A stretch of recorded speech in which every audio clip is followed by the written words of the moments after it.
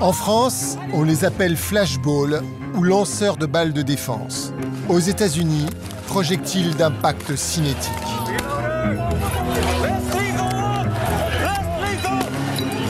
Partout sur la planète, on tire sur des manifestants avec des balles en caoutchouc. Ces armes moins létales, moins mortelles, sont le point commun entre les démocraties et les pires dictatures. On réhabitue les policiers à presser sur la détente en direction de quelqu'un.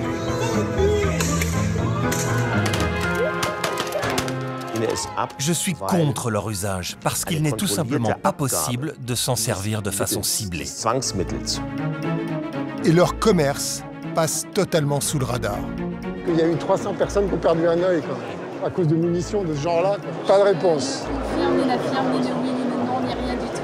Je n'ai rien à dire sur le sujet.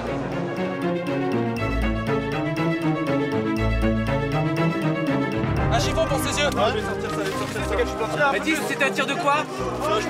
Hein?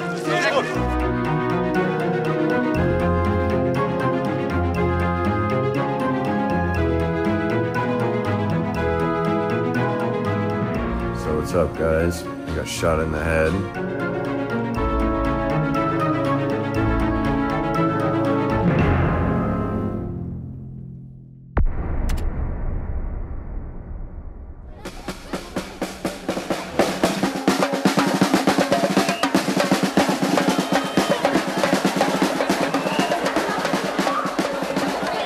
Je m'appelle Pierre Douillard-Lefebvre. Le 27 novembre 2007, j'ai 16 ans.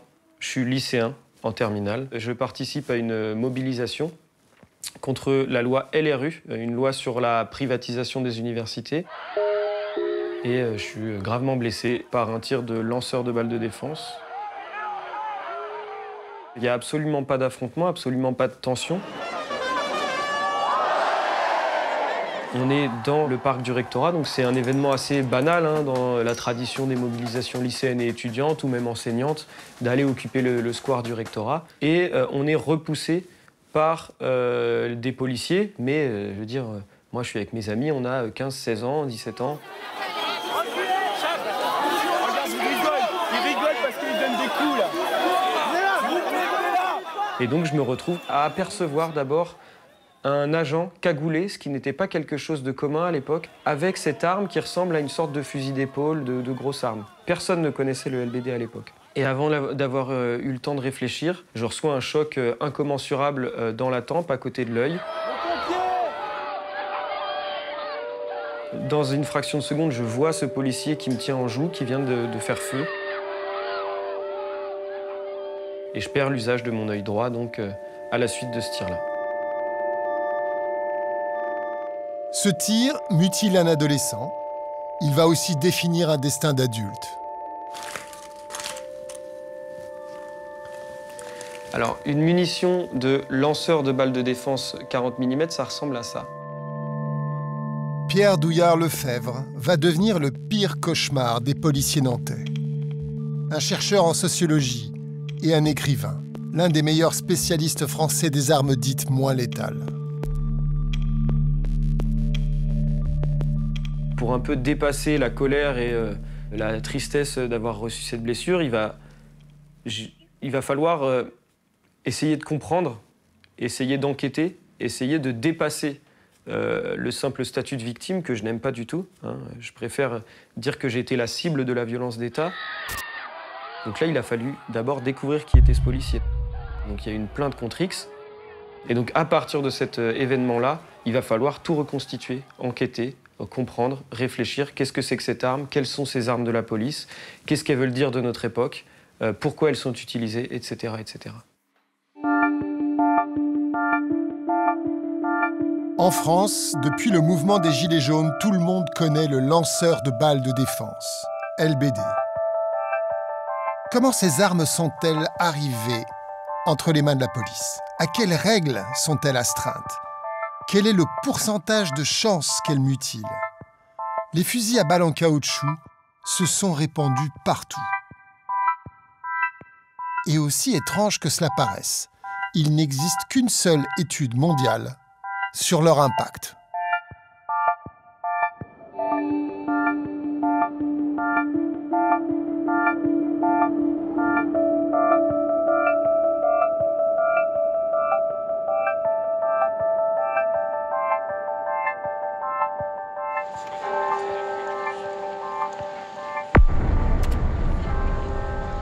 L'université de Berkeley, en Californie, abrite la scientifique qui a dirigé la première publication sur les armes moins létales. Je m'appelle Rohini Har. Je suis urgentiste et membre de Médecins pour les droits de l'homme. Je travaille aux urgences et on voit beaucoup de patients atteints. Des fractures cérébrales, des blessures au cerveau et très fréquemment des atteintes aux yeux, des gens éborgnés. L'étude dirigée par Rohini Har couvre une période limitée, entre 1990 et 2017. Sur ce temps réduit, s'arrêtant juste avant les manifestations des Gilets jaunes et de Black Lives Matter, elle a recensé les dégâts dans une demi-douzaine de pays. Nous avons compté 2000 blessés, 60% d'entre eux gravement, 50 décès et environ 90 mutilations.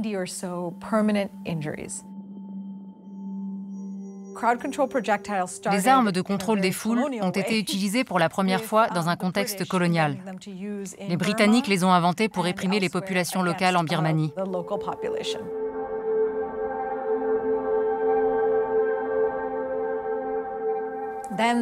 Par la suite, elles ont été utilisées, par les Britanniques toujours, contre les républicains en Irlande du Nord.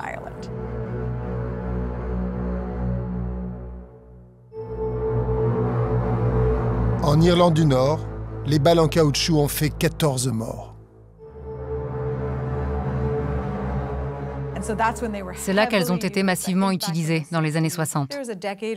Pendant une décennie ou deux, dans les années 70 et 80, elles ont été limitées, et puis elles sont revenues en force.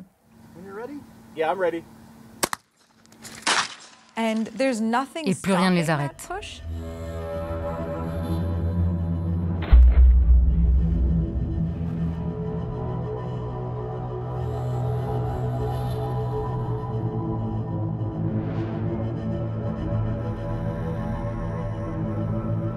En France, le premier fusil à balles en caoutchouc arrive dans la police en 1995. Au départ, son usage devait être limité aux situations d'urgence. L'homme qui achète les premiers équipements, c'est ce haut responsable policier. Claude Guéant, j'ai été directeur général de la police nationale de 1994 à 1998. J'ai été ministre de l'Intérieur, donc je me suis souvent occupé d'affaires de police. Le nom commercial de la nouvelle arme, c'est Flashball. Elle est réservée au corps d'élite de la police. Le flashball est apparu à l'époque comme une arme non létale qui permettait d'éviter l'emploi de l'arme à feu. C'était destiné à des situations de violence individuelle. Des preneurs d'otages, des forcenés, c'était fait pour ça au départ. Les premiers flashballs sont distribués et destinés à des situations considérées comme extrêmes, c'est-à-dire que Claude Guéant et d'autres parlent d'une adaptation aux nouvelles menaces, à des cas de forcenés, à des violences urbaines, etc. Et donc, ce flashball est présenté comme une arme anti-bavure quand il est distribué en 1995. Il est présenté comme une arme qui permettra aux policiers de ne pas tirer avec leurs armes à feu, de ne pas utiliser leurs armes. Pourquoi est-ce qu'en 1995, quand vous signez la première commande de flashball, pourquoi est-ce que vous ne l'autorisez pas pour le maintien de l'ordre? C'était un outil nouveau entre les forces de l'ordre et qu'il nous semblait préférable de le tester d'abord dans le contexte des cas difficiles. C'est pas parce que vous vous disiez c'est peut-être dangereux sur des manifestants normaux? Mais on n'écartait pas cette idée puisqu'on voulait tester. Le premier laboratoire, c'est les quartiers, les banlieues, les quartiers périphériques et les populations immigrées ou fils et filles d'immigrés.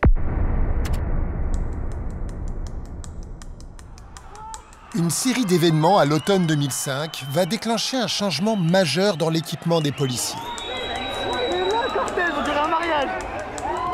Tout commence avec une visite de nuit dans une cité d'Argenteuil du ministre de l'Intérieur Nicolas Sarkozy. Il a convoqué les médias.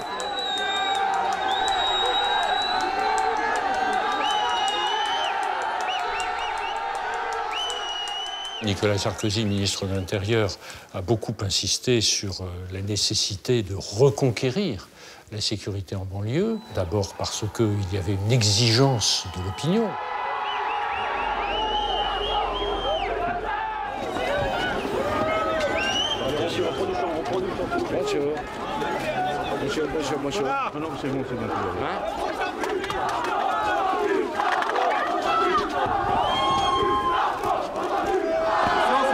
Un dispositif policier tendu traite tous les badauds en suspects. Le chahut s'installe, les caméras captent tout, comme prévu. Allez, on recule, allez, on recule. Vous attendiez à cet accueil donc? Tout à fait. C'est même pour ça que je suis venu. Que ce soit les CRS, les policiers ou n'importe qui, est-ce qu'ils ont vraiment le droit de nous dire à 10h du soir qu'est-ce qu'on fout en bas de chez nous? On est en bas de chez nous, on n'a pas le droit d'y rester, franchement. Le ministre de l'Intérieur vient désigner la banlieue comme un terrain de reconquête. Michel. Oui. Alors, qu'est-ce que vous avez comme équipement? Nous avons des équipements de protection qui ont été renforcés. La mission est simple, hein. Le plus dur, c'est pour vous. Bloquez ici, devant moi là. Vous bloquez devant moi ici là. Ici là, vous bloquez là. Le ministre annonçait l'augmentation des moyens de la police. Mais ce soir-là, l'histoire ne retiendra qu'une seule phrase. Vous en avez assez, hein? Vous avez assez de cette bande de racailles. Ben, on va vous en débarrasser. Bonne soirée, hein? 48 heures à peine après ces déclarations, 2 adolescents meurent en banlieue parisienne après une course-poursuite avec la police. Bouna et Zied. Les quartiers populaires explosent. La violence est très élevée. Se pose la question de l'armement de la police. Je me souviens d'un soir, je crois que c'était à Grigny. Plusieurs émeutiers ont tiré à l'arme à feu sur cette unité de CRS. La situation est toujours aussi tendue. Les forces de l'ordre essuient des tirs de fusils de chasse et de pistolets à grenaille. Des rangs sortent les premiers blessés. Il y a eu 11 blessés parmi les CRS. Ça faisait apparaître une unité un peu démunie face à un comportement de ce genre. Et la réponse qu'on peut apporter, c'est une arme qui immobilise, qui dissuade, mais qui en même temps n'est pas létale.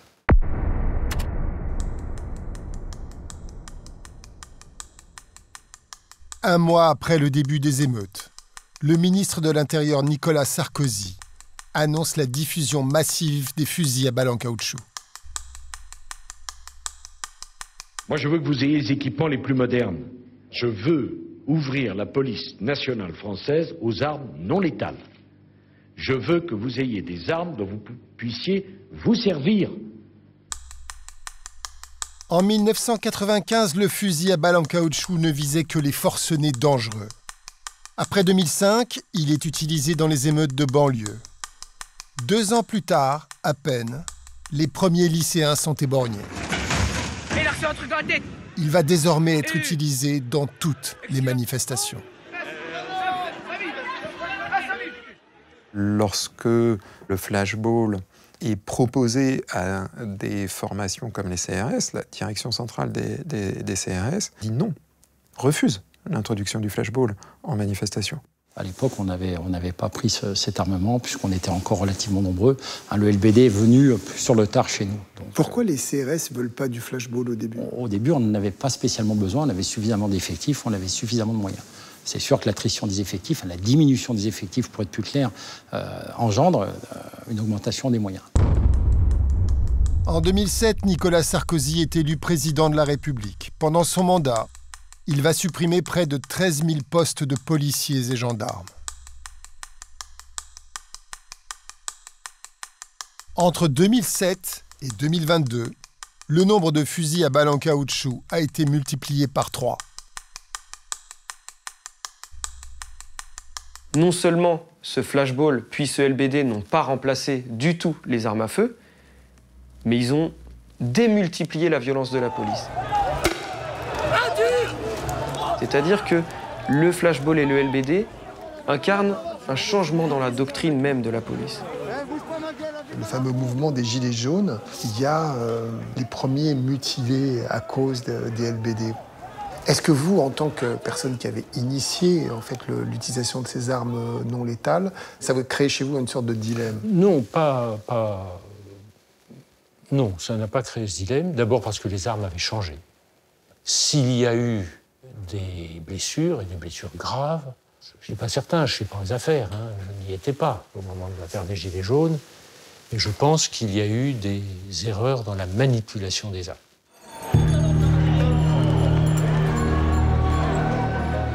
On réhabitue les policiers à presser sur la détente en direction de quelqu'un.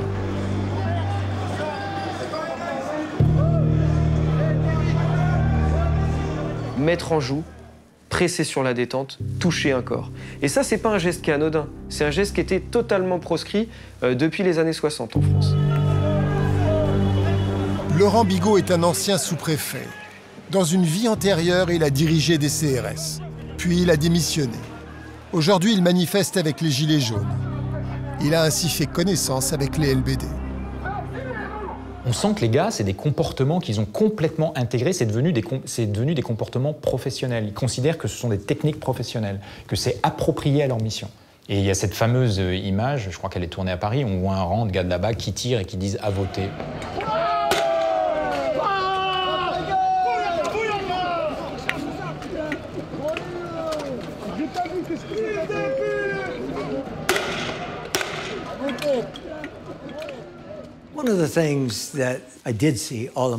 Une des choses que j'ai remarquées tout au long de ma carrière dans la police, c'est ce phénomène de petits garçons avec des jouets.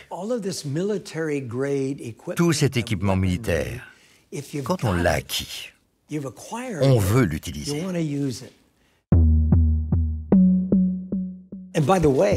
Et je vous parle en tant que policier qui a porté l'uniforme pendant 34 ans.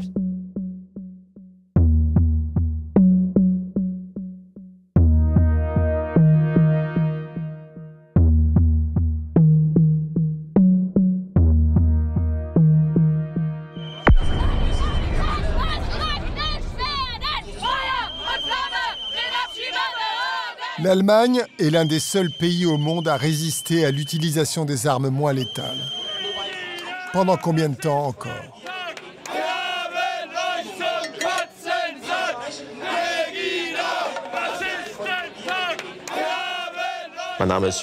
Je m'appelle Jörg Radek. J'ai passé plus de 40 ans dans la police et à peu près autant dans un syndicat. J'ai un avis très clair sur cette question. Nous, en tant que syndicat de police, nous sommes fermement opposés aux balles en caoutchouc. Je suis contre leur usage parce qu'il n'est tout simplement pas possible de s'en servir de façon ciblée et contrôlée.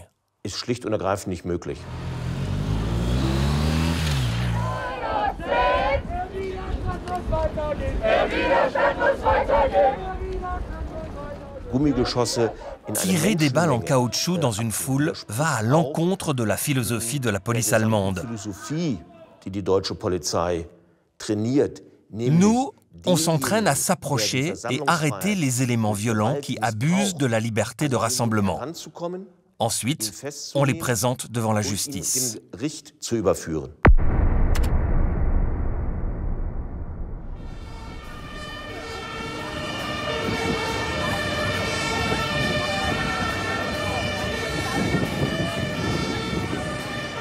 En 2017, à Hambourg, a lieu une manifestation particulièrement violente contre le sommet des chefs d'État du G20. Les polices de tous les Länder sont là.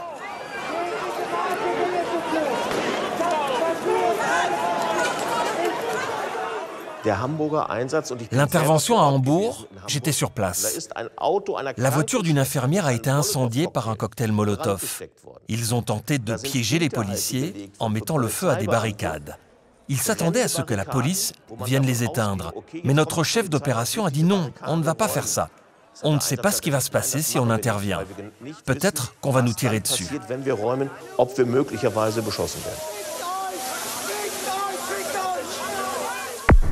Dans les jours qui ont suivi Hambourg, des photos apparaissent sur les réseaux sociaux montrant des policiers avec des armes inhabituelles. Un doute a surgi. Est-ce que la police aurait secrètement tiré des balles en caoutchouc sur les manifestants ce jour-là ?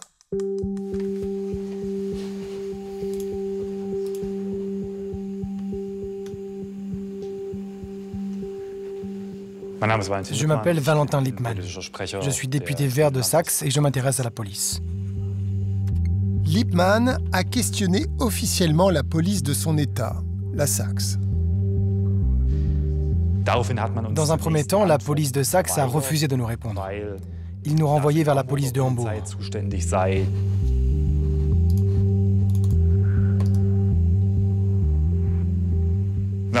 Alors nous avons un peu rusé.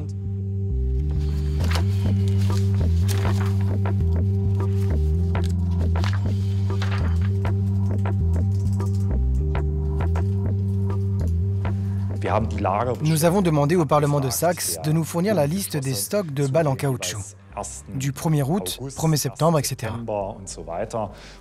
Et c'est ainsi que nous avons découvert que le nombre de balles en caoutchouc en possession de la police était stable toute l'année, mais qu'il y avait une diminution au moment même où le sommet du G20 a eu lieu à Hambourg.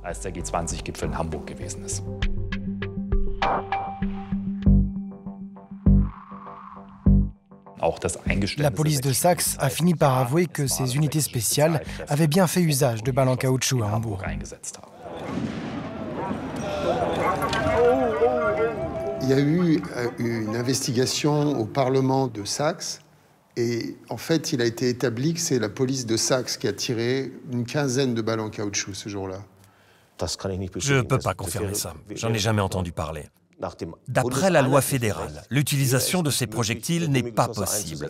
En plus, ça irait complètement à l'encontre de notre méthode de maintien de l'ordre. Un tabou allemand a été discrètement brisé pendant les manifs du G20.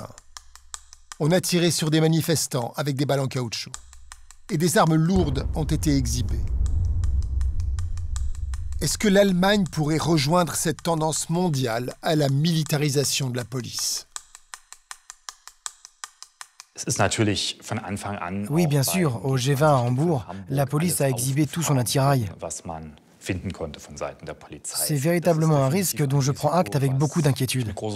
Dans toute l'Allemagne, le gouvernement crée un cadre légal de plus en plus large pour la police, même pour l'usage d'armes lourdes comme les mitrailleuses, les grenades. La police de Saxe a même acquis une sorte de tank sur lequel on pourrait théoriquement installer une mitrailleuse. La militarisation de la police est donc bien réelle.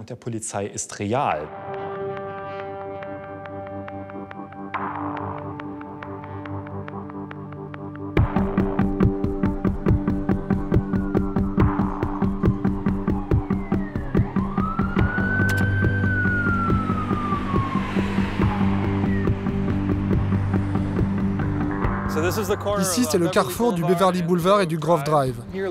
Presque toutes les blessures causées par les armes moins létales ont eu lieu ici.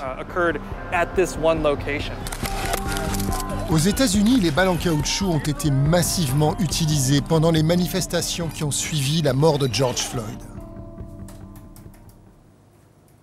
Mon nom est Scott Reinhardt.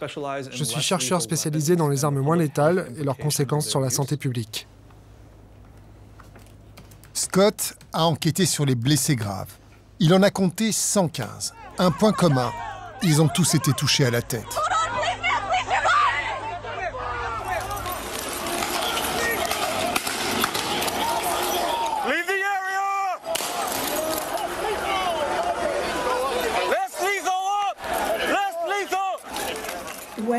Quand la manif s'est terminée, la police est arrivée de manière très agressive. Elle a dit « Partez maintenant ». Ils ont tiré des balles en caoutchouc sans les sommations régulières.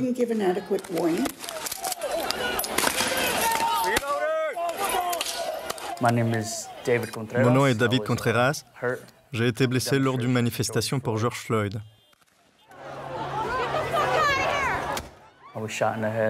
J'ai été touché à la tête par un policier à courte distance. Je prends une balle dans la tempe, je relève la tête. Je vois un policier qui me regarde avec un mauvais sourire. Il fait un pas en arrière, je le vois recharger son arme et je me dis, il va recommencer.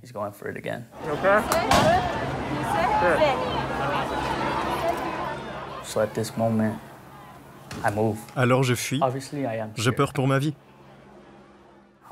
Je sais que je suis touché. Je ne veux pas savoir si c'est grave, je veux survivre.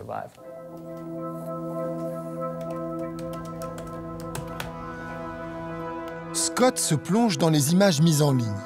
Le cas le plus choquant est celui de Brad Levy-Layala, un jeune de 16 ans touché à Austin, au Texas, le 30 mai 2020.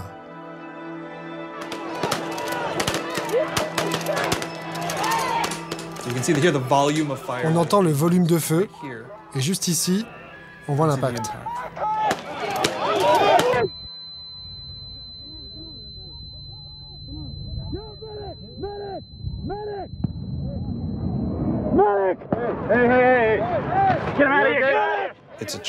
C'est un enfant qui ne participait pas à la manifestation.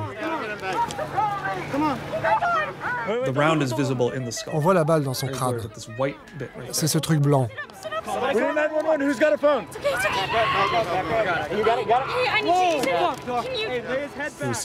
Il avait 16 ans et il rentrait du travail. Il regardait simplement la manifestation de loin.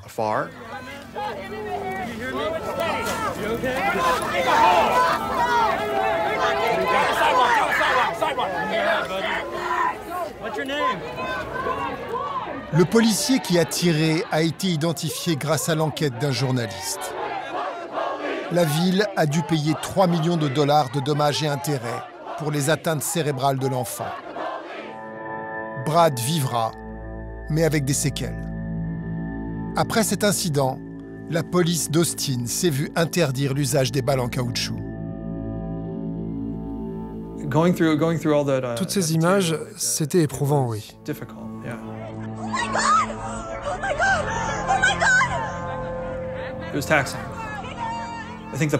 Entendre la panique dans la voix des gens, c'est ce qui a été le plus dur à supporter pour moi.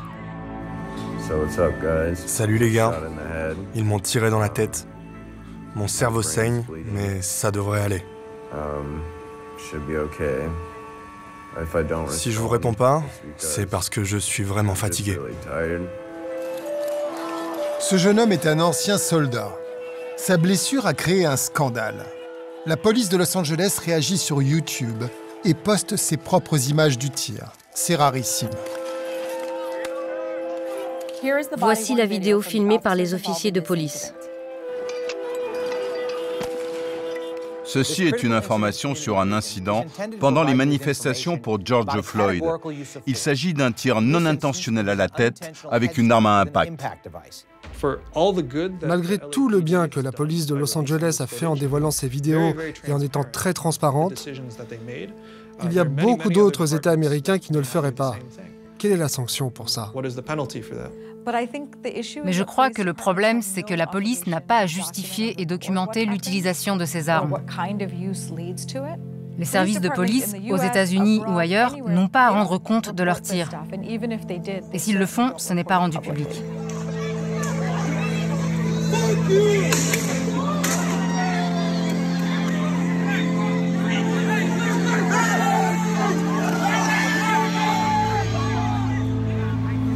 Quand des manifestants portent plainte pour avoir été touchés alors qu'ils ne présentaient aucune menace, aux États-Unis comme en France, il est difficile de connaître l'identité des tireurs. Les policiers ont été absorbés dans une culture, celle de la loi du silence. Une culture qui, par-dessus tout, couvre ses frères et sœurs officiers de police.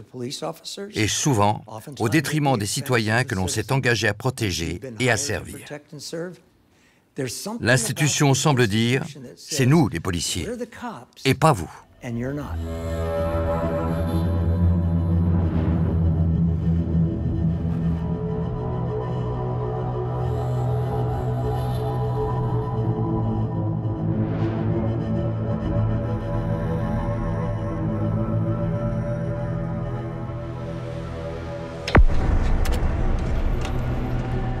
En France, à Nantes, Pierre Douillard a longtemps cherché à savoir qui était le policier qui l'avait éborgné.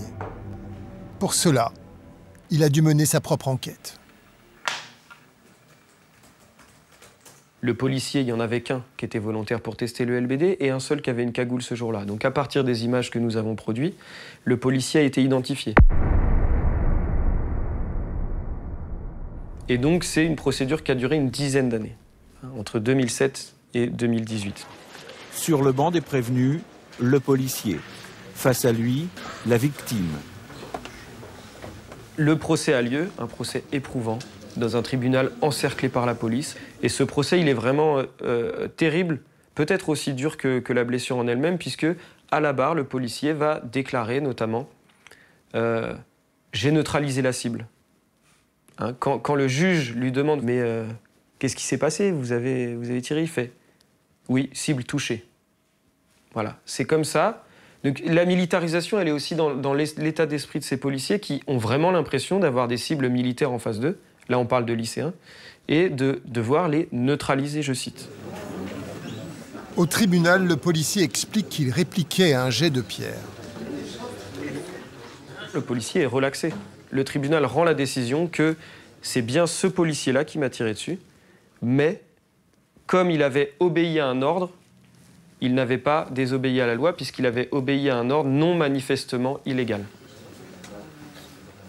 Il a tiré dans le cadre légal. Et il a fait son travail et s'il ne l'avait pas fait, il aurait pu être poursuivi. On ne lâchera jamais l'affaire face à ce policier, face à sa hiérarchie. Donc déjà pour commencer, on va aller au tribunal administratif. On va attaquer l'État, on va attaquer la hiérarchie policière. Et ensuite, on ira plus loin s'il le faut, la Commission européenne des droits de l'homme. Regardez la justice. Regardez la justice. En 2018, l'affaire va être renvoyée devant le tribunal administratif. Et là, on va attaquer l'État. Ça va durer à nouveau 5 ans. Et au bout de 5 années, l'État est condamné pour l'usage d'une arme exceptionnellement dangereuse, dit le jugement, utilisée de façon illégale, etc., etc. Nous sommes en juillet 2018. Quelques semaines plus tard, se déclenche le soulèvement des Gilets jaunes et le LBD, cette arme exceptionnellement dangereuse, sera utilisée comme jamais auparavant.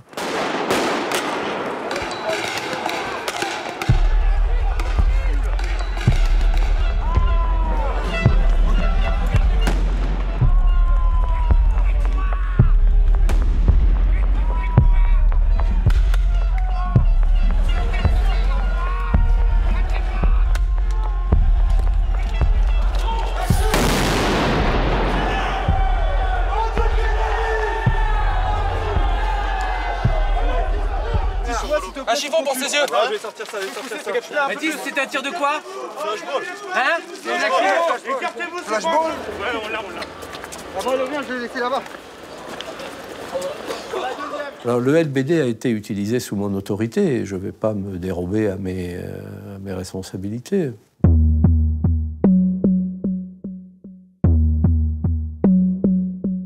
Par principe, le LBD n'est pas un bon outil pour le maintien de l'ordre. On n'en a pas besoin, normalement. Il faut des outils de mise à distance, des outils de protection, des outils qui repoussent, et non pas le LBD qui va cibler, finalement, au moment où la balle part, X, Y ou Z. Bon, avec, hélas, des dégâts collatéraux.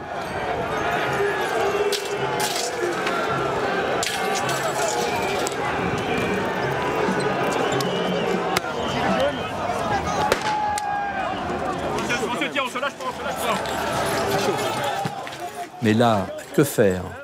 Si les fonctionnaires n'avaient pas eu le recours au LBD, qu'auraient-ils fait? Auraient-ils sorti leur arme létale?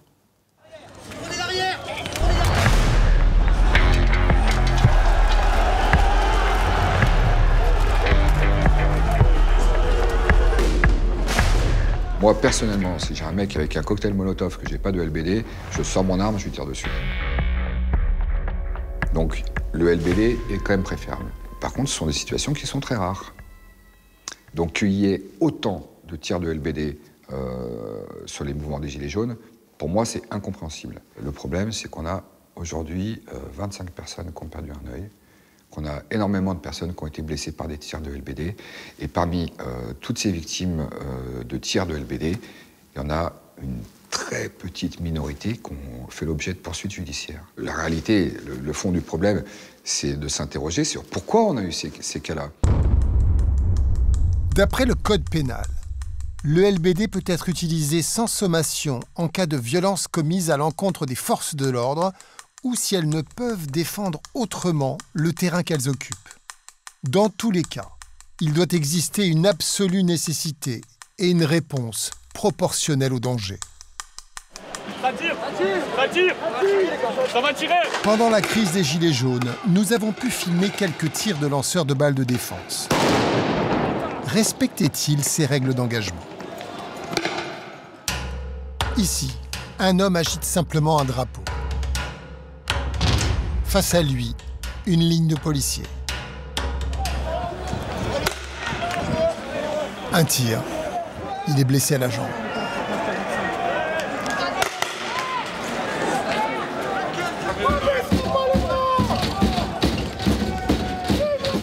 Là, un homme tambourine sur du mobilier urbain. Aucune menace visible. À 40 mètres, un groupe de policiers, dont 2 tireurs de LBD.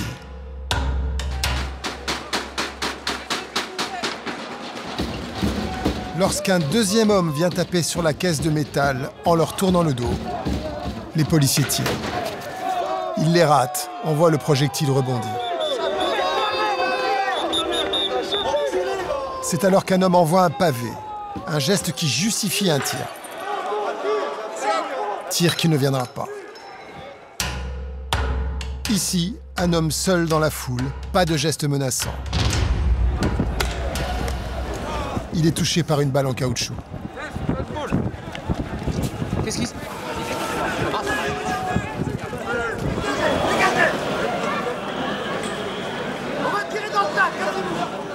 En haut des Champs-Élysées, un groupe de policiers de la BAC. Aucune attaque visible contre eux. Ils demandent juste la dispersion. L'homme à la besace marron tient le LBD. Soudain, il tire. C'est une dame qui est touchée. Elle était de dos et ne présentait aucune menace. Ici, le LBD a été utilisé comme arme de dispersion, à l'encontre du cadre légal. Il y a quand même eu des cas, je pense à une dame qui a été percutée par une balle de LBD alors qu'elle ne montrait aucune menace. Il y a eu des bavures. Oui, il y a eu des dégâts collatéraux. Je suis le premier à regretter. S'il y a eu faute, elle est sanctionnable. S'il y a eu faute. S'il y a eu faute. C'est un flashball. Moi, c'était mon but, les retraites. Trouvez les mecs avec les croix rouges, là. Essayez de faire passer le message. On a dit, bon, ben oui, on va y aller pour les générations futures. Sur les Champs-Élysées, il n'y avait aucun danger à ce moment-là. Ben oui, ça lui a pété l'eau, c'est sûr. Je prends un choc, je ne peux pas m'imaginer une seule seconde que c'est quelqu'un qui me tire dessus. Et je sentais cette douleur dans le bras qui fait que je me demandais si j'avais toujours mon bras, quoi. La honte à vous! La honte! Et donc, des gens m'ont soutenu. Je tombe dans les pommes, je suis pas bien. Et là, j'ai eu l'horreur au plus profond de moi-même. Mais jamais je ne m'imagine que j'ai pris un coup par un représentant de l'ordre.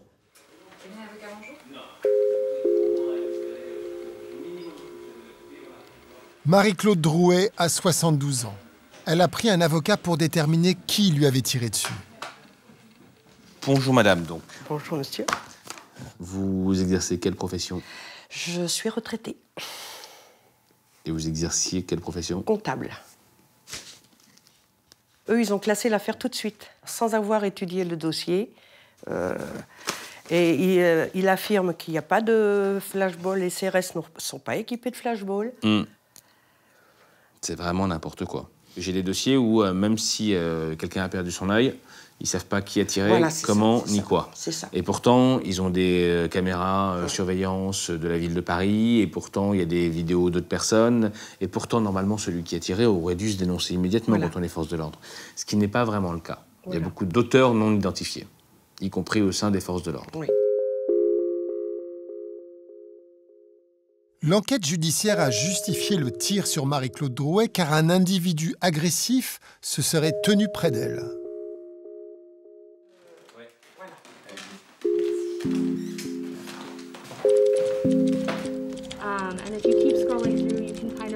Pour combattre l'opacité, une armée s'est levée. 2 universités californiennes ont créé des formations d'enquête en sources ouvertes. Elles se concentrent sur l'abus des armes dites moins létales, grâce aux vidéos amateurs. This is interesting too. Did you see this video of the police on motorcycles? It looks like they're teamed up. So they're basically potentially national police officers. I think it's Esmod, riot police. He's got this weapon, and he fires it at the man as he's walking away. As the cop is like on the motorcycle, about to ride away, he just like casually fires at this guy who's walking away from him.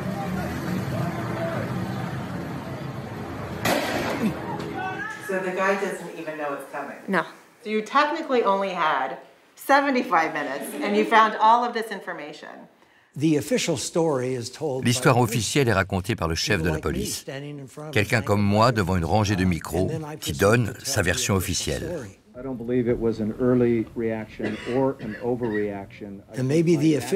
Peut-être que l'histoire que je raconte deviendra le récit officiel.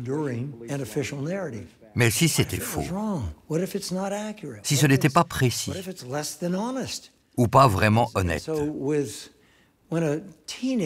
Donc, quand une adolescente filme avec son téléphone, il revient aux spectateurs d'en tirer leurs propres conclusions.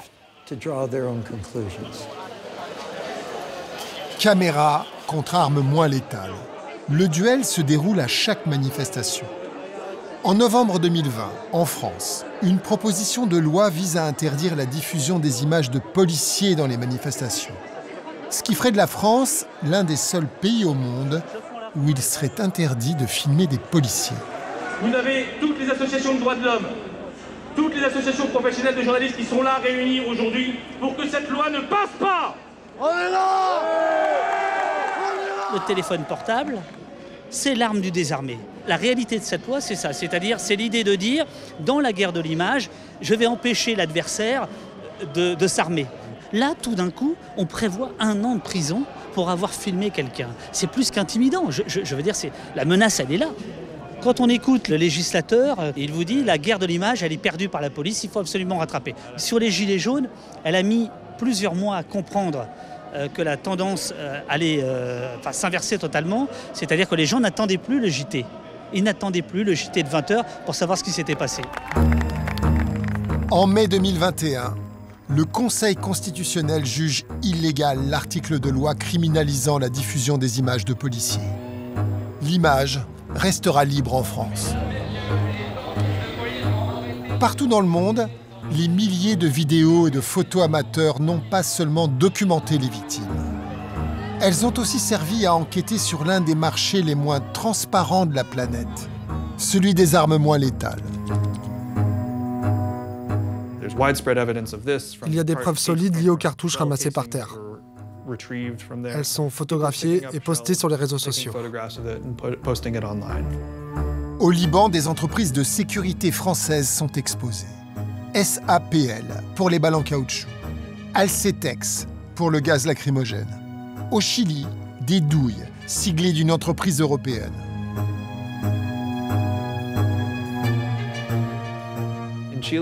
Au Chili, certaines cartouches portaient la marque d'une entreprise italienne, Fiocchi. Est-ce qu'ils étaient fabricants ou fournisseurs, je ne sais pas. Mais ça ne venait pas du Chili. Il existe un endroit où nous avons des chances de rencontrer les fabricants de ces armes. Les salons d'armement de la police. L'un des plus connus est le Millipol. Le commerce de la sécurité pèse 70 milliards d'euros mondialement.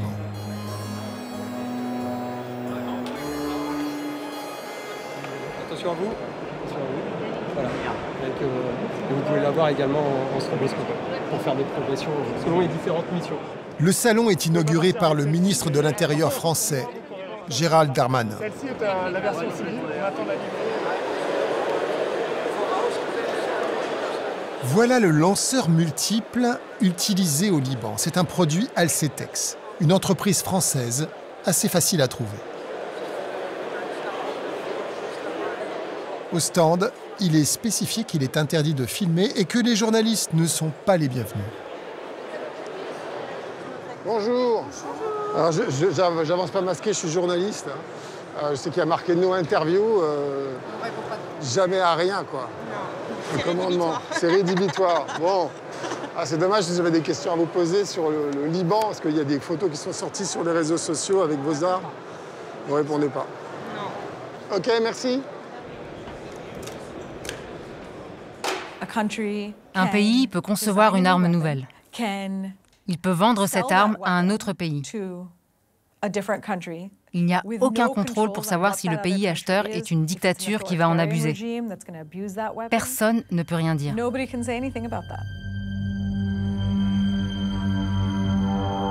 Le Myanmar est l'une des pires dictatures de la planète. En 2021, les militaires prennent le pouvoir et mettent fin à une courte parenthèse démocratique. La population se soulève, la police tire avec des fusils à balles en caoutchouc. Grâce à cette photo, la fondation de recherche Omega à Londres a pu tracer le pays fournisseur. C'est une démocratie, la Corée du Sud. Il n'y a pas de réglementation internationale sur l'utilisation, la fabrication, la conception de ces armes, ni même sur les tests. SAPL vend une munition appelée gomme cogne, un nom assez explicite pour une balle qui a fait beaucoup de dégâts au Liban. Bonjour, je voulais vous demander, c'est vous qui vendez des munitions à la police libanaise? Les Libanais ont beaucoup de fournisseurs, ouais. Notamment en Turquie. Voilà. Donc je vois très bien de quel sujet vous voulez parler. Dans ma position, je ne répondrai pas à ces questions sur ce type de sujet. Voilà. D'accord. Je suis désolée. Mais est-ce que les photos qu'on a vues dans les réseaux sociaux, elles sont justes ou pas? Ou est-ce que c'est des montages? Même réponse que tout à l'heure. Pas de réponse. Je ne confirme, ni n'affirme, ni ne oui, ni non, ni rien du tout. Je n'ai rien à dire sur le sujet. D'accord. Voilà, excusez-moi. Parce qu'il y a eu 300 personnes qui ont perdu un œil quand même, à cause de munitions de ce genre-là. C'est pour ça que je vous pose la question. Non, mais j'entends, c'est un sujet. Comme vous, j'en ai entendu parler, mais je n'ai rien à dire sur le sujet. Voilà. Ok, ben, je vous remercie. Je vous souhaite une excellente journée malgré tout. Merci, au revoir. Chez l'Italien Fiocchi, miracle, on accepte de nous dire deux mots. Est-ce que vous avez vendu vos cartouches à la police chilienne? Je ne sais pas, je n'ai pas la possibilité de vous répondre. Ceci dit, on n'exporte qu'avec l'autorisation du gouvernement italien. Quelles sont les conditions d'autorisation? Est-ce que les droits de l'homme sont un facteur? L'utilisation qu'en font les forces de police, il y a toujours un problème entre la fabrication et l'utilisation. Par exemple, si la distance est trop courte, elle peut faire des dégâts importants, cette munition. Certainement, l'œil est un élément très, disons, délicat dans ce genre de... Enfin, ça dépend de l'usage qu'on en fait. Et vous saviez pas que autant de monde avait perdu un œil au Chili? Désolé, non. Mais quand? Pendant les 2 années où ils ont eu des manifestations. Non, j'en ai jamais entendu parler.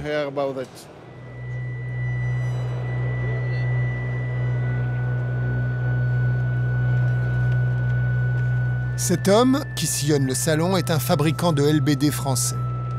Mais cette année, il ne peut pas se payer de stand.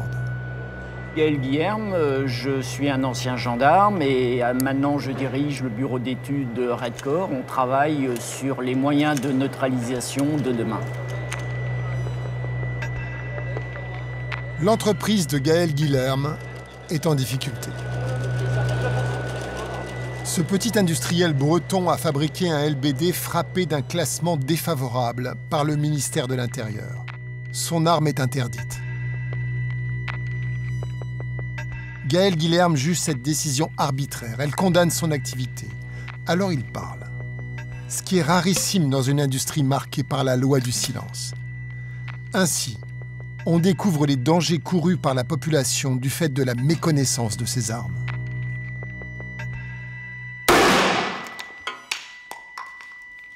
Pourquoi je témoigne aujourd'hui, c'est qu'en fait, nous avons développé un LBD qui n'a pas plu au ministère de l'Intérieur, éliminé du marché, classé comme arme de guerre. Et ce qui est étonnant, c'est qu'il il est déclaré arme de guerre alors qu'il n'est pas différent de celui qui est entre les mains de la police aujourd'hui. C'est un copier-coller, en fait, si vous voulez. C'est un calibre 44. Ce qu'utilise le ministère de l'Intérieur, c'est un calibre 40, donc vous avez 4 mm de différence sur la munition. Et le vôtre, il est plus puissant? Pareil.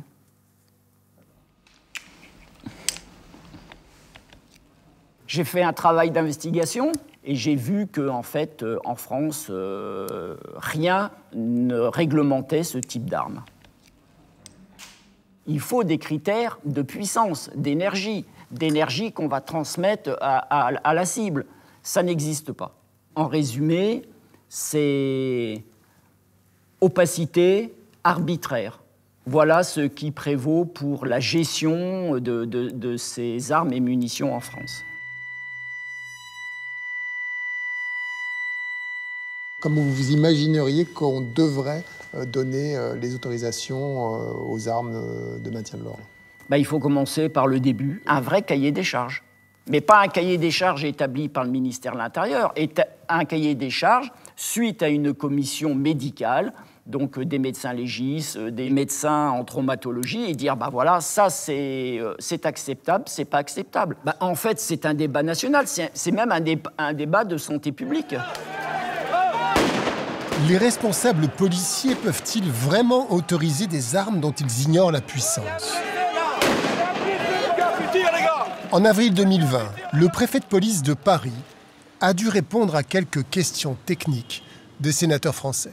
Nous accueillons Monsieur Didier Lallemand, préfet de police. Monsieur le préfet, je m'interrogeais effectivement sur la force des balles de ces armes. Bonne question. Au regard de la gravité des blessures infligées par les LBD et les mutilations qui seront permanentes, une personne technicienne m'indiquait que si effectivement on réduisait la dureté des balles, les blessures seraient bien moindres et donc le risque de mutiler des gens à vie aussi. Peut-on trouver des balles plus molles, des choses comme ça? Ça, j'avoue que vous me posez une question à laquelle je ne sais pas répondre. Peut-être y a-t-il des progrès à faire, mais j'avoue que je suis bien en peine de vous répondre. Alors, il y a malheureusement beaucoup trop d'accidents, mais qui sont liés d'ailleurs... si je ne me trompe pas, ce sont des armes qui projettent la balle en sortie de canon à 10 mètres par seconde, c'est ça? Voilà, donc ça va pas vite. Pardon? Combien? Si je ne me trompe pas, ce sont des armes qui projettent la balle en sortie de canon à 10 mètres par seconde, c'est ça? Voilà, donc ça va pas vite. 10 mètres par seconde, c'est 100 mètres en 10 secondes. Usain Bolt court donc plus vite qu'une balle de LBD. Et très souvent, la difficulté, elle tient au fait que c'est justement l'absence de rapidité qui provoque le mouvement éventuellement.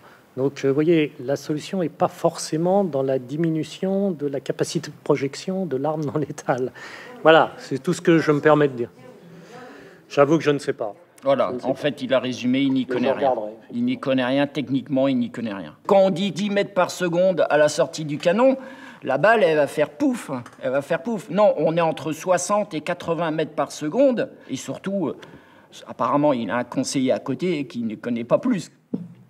Bien, monsieur le préfet, je vous remercie beaucoup de votre collaboration à la bonne information de notre... Le 20 juillet 2022, le préfet Didier Lallemand s'est vu déchargé de ses fonctions.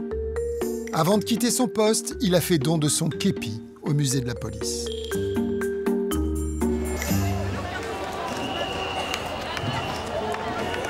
Plusieurs enquêtes judiciaires ont été ouvertes contre lui, notamment du fait d'une NAS qu'il a imposée le 16 novembre 2019. NAS, pendant laquelle un gilet jaune, Manuel Kwan, est éborgné par un tir de grenade.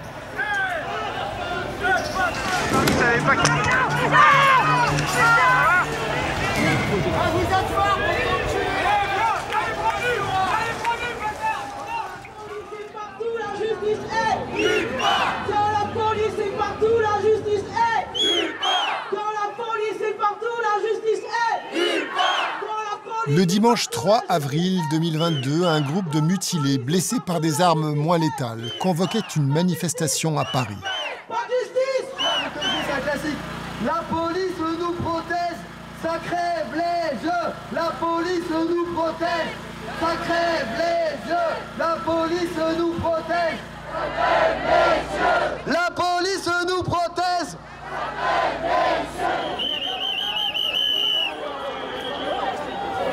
Soudain, en début de manifestation, alors qu'il n'y a aucune violence, 4 motards de la police pénètrent dans le cortège.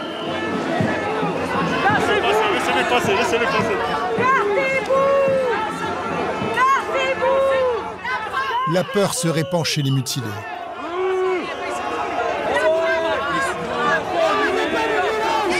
On est là pour marcher dignement.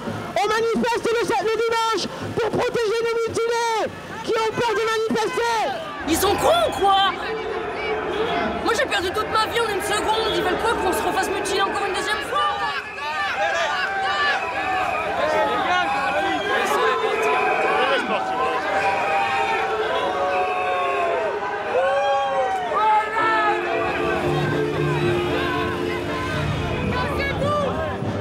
Je me méfie de tout maintenant. C'est très dangereux d'aller en manif. Moi, sur les 300 gilets jaunes qui m'ont vu de chez moi, il n'y en a plus un qui veut y aller. Hein. Et ils ont peur de perdre un œil, c'est normal, je les comprends.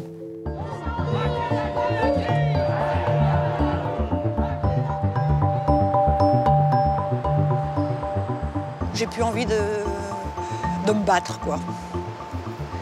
Pour moi, la bagarre, elle est finie. Je pense.